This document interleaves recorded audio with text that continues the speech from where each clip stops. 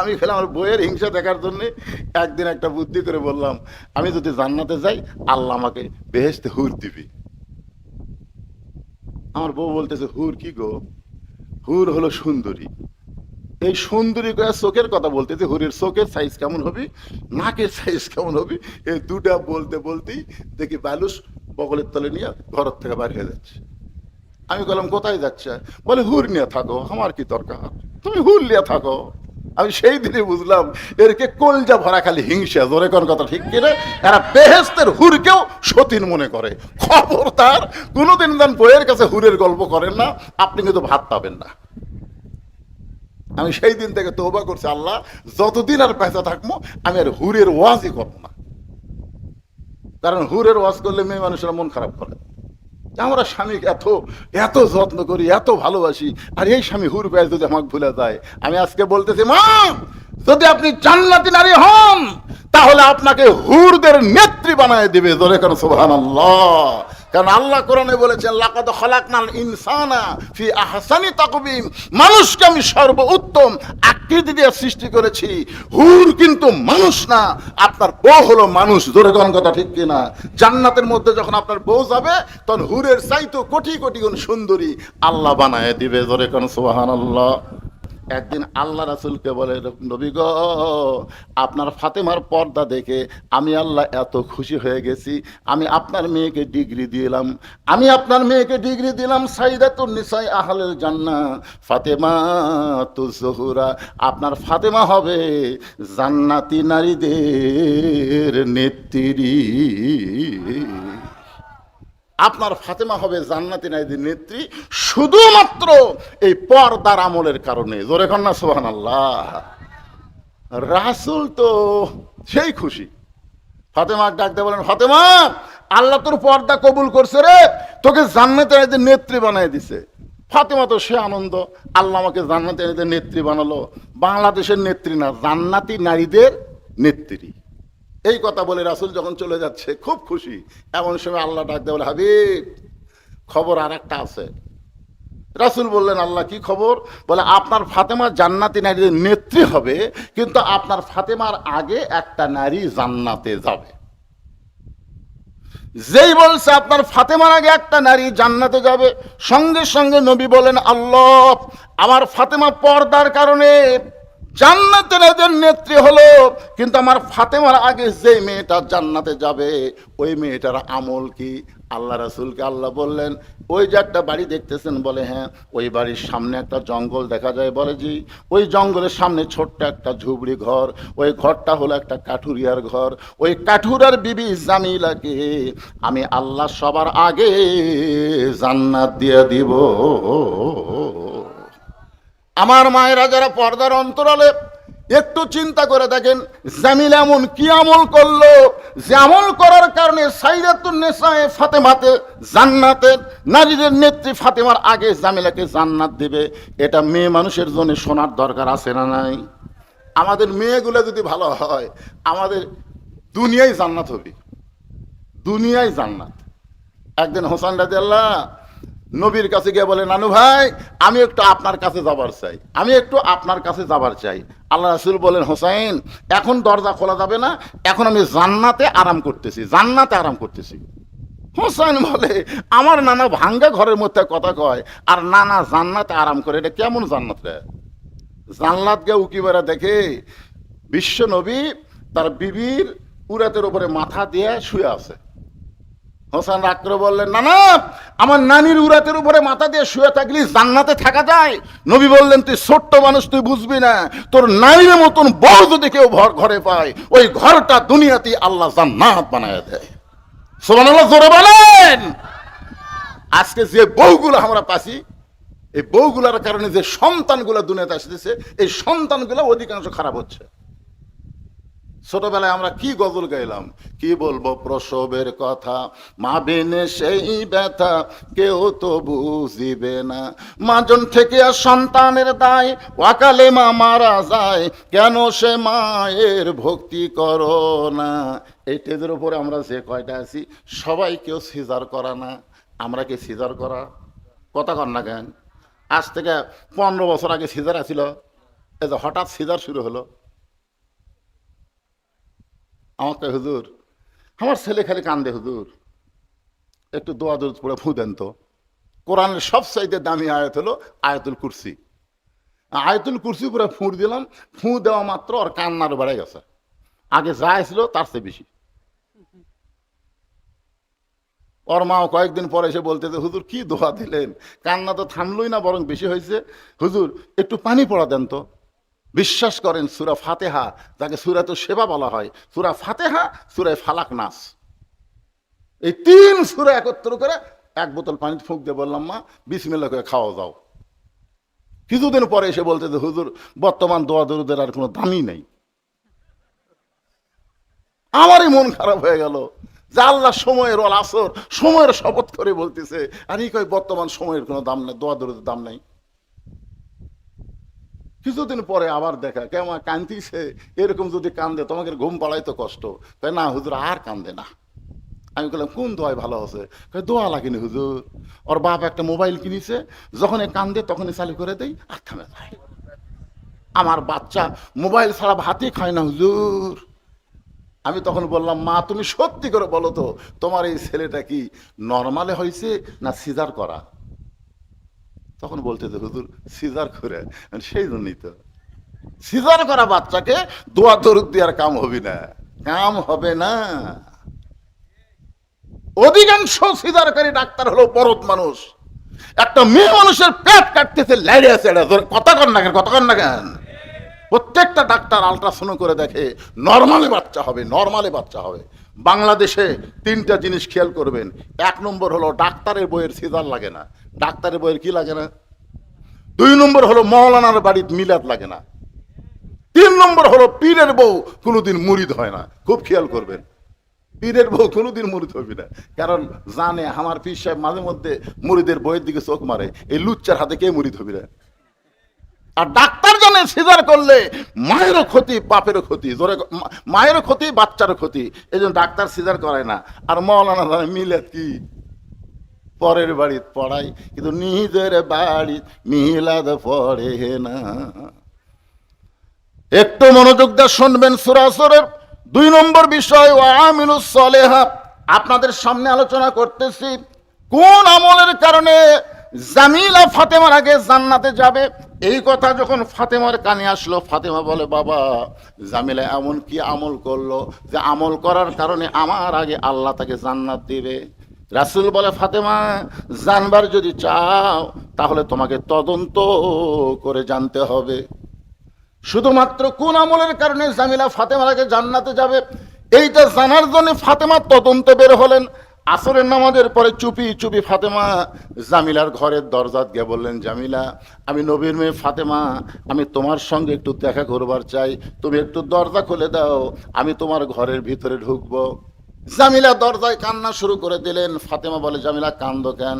বলে, কান্দার কারণ হলো আমার সারা জীবনের সাধনা নবীর মেয়ে ফাতেমাকে আমি এক নজর দেখতে চাই। ফাতেমা বলতেছে, দরজা খুললেই দেখা হবে, তাহলে কান্দার কি দরকার? জামিলা বলতেছে, দরজা কেমনে খুলবো, আমার স্বামী বাড়িতে নাই, আর স্বামী কাঠ বিক্রি করতে গেছে বাজারে, স্বামীর হুকুম ছাড়া ফাতেমার জন্য দরজা খুলতে আমি জামিলা বড় ভয় পাই। যেই মাত্র কইছে স্বামীর হুকুম ছাড়া ফাতেমার জন্য দরজা খুলতে আমি জামিলা বড় ভয় পাই, ফাতেমা 2 ধাপ পিছনে আছে, 2 ধাপ পিছনে আছে। সর্বনাশ, একটা মেয়ে মানুষের জন্য আর একটা মেয়ে দরজা খুলবে, তাও আবার স্বামীর হুকুম লাগবে।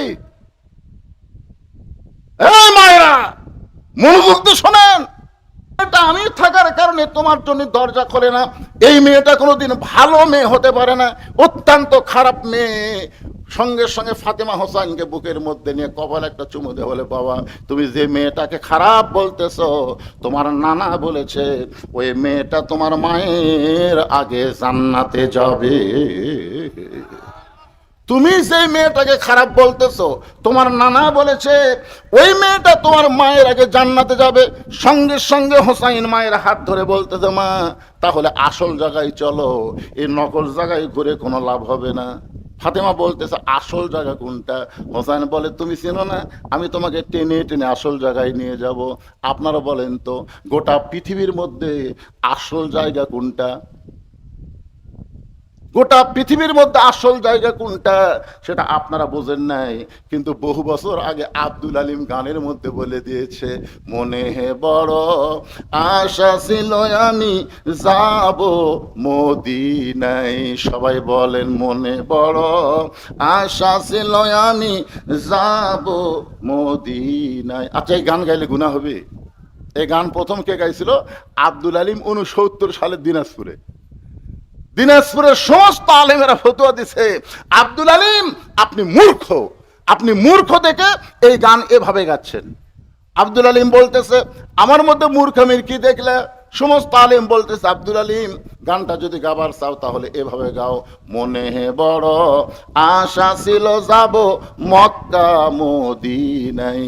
তুমি মক্কারে বাদ দিয়ে শুধু মদিনায় যাওয়ার চাও, যেই মক্কায় 1 রাকাত নামাজ পড়লে 1 লক্ষ রাকাত নামাজের সওয়াব, জোরে গান সুবহানাল্লাহ, সেই মক্কা বাদ দিয়ে তুমি মদিনায় যাওয়ার গান গাইতেছো। বরং তুমি বলো, মনে বড় আশা ছিল যাব মক্কা মদিনায়। আব্দুল আলিম তখন কোরআন থেকে, একটা শিল্পী হয়েও কোরআন বোঝে, কোরআন থেকে তেলাওয়াত করলেন, কুল ইন কুনতুম তুহিব্বুনাল্লাহ ফাত্তাবিউনি ইউহিব্বুকুমুল্লাহ ওয়া ইয়াগফির লাকুম যুনুবাকুম ওয়াল্লাহু গফুরুর রহিম। আব্দুল আলিম বলল, রে আলিমেরা শোনো, ওই মদিনার মানুষটাকে যদি হাত করতে পারো, ওই মদিনার মানুষটার সুন্নত যদি আমল করো, ওই মদিনার মানুষটার আদর্শ যদি গ্রহণ করো, তাহলে শুধু মক্কা নয়, মক্কার মালিক পর্যন্ত রাজি হয়ে যায়। শুধু মক্কা নয়, মক্কার মালিক পর্যন্ত রাজি হয়ে যায়। তাহলে আসল জায়গা কোনটা, মক্কা না মদিনা? সবাইকে বলা লাগবে কোনটা, আরো জোরে।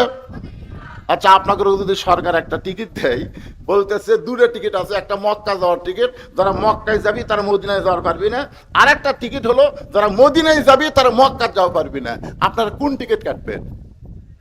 কেন কাটবেন? কারণ মক্কাত কি আছে? কথা কয় না। আল্লাহর ঘর। যেই দিন মক্কা বিজয় হলো, সাহাবেরা বললেন, ইয়া রাসূলুল্লাহ, মক্কা যখন বিজয় হলো, আজকে আমরা কাবা ঘর তাওয়াফ করব। আল্লাহ রাসূল বলেন, আমারও মন চাচ্ছে, চলো যাই। সমস্ত সাহাবী নিয়ে, নবী মুআল্লিম হয়ে, শিক্ষক হয়ে সবার আগে আগে নবী যাচ্ছে, সাহাবেরা পিছনে পিছনে যাচ্ছে। রাসূল বললেন, 7 পাকে 1 তাওয়াফ। কয় পাকে? কি হাজি সাহেব ঘুম ধরছে নাকি? 7 পাকে কয় তাওয়াফ? 1 তাওয়াফ। তো এখন 7 পাক না দিলে কিন্তু তাওয়াফ হবে না।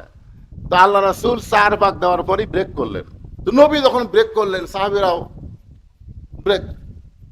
সাহাবীরা বললেন, ইয়া রাসূলুল্লাহ, উমর ফারুক তো একটু সাহস বেশি, হুজুর 7 পাকে 1 তাওয়াফ দেওয়া, তা আপনি 4 পাকে থামলেন কেন?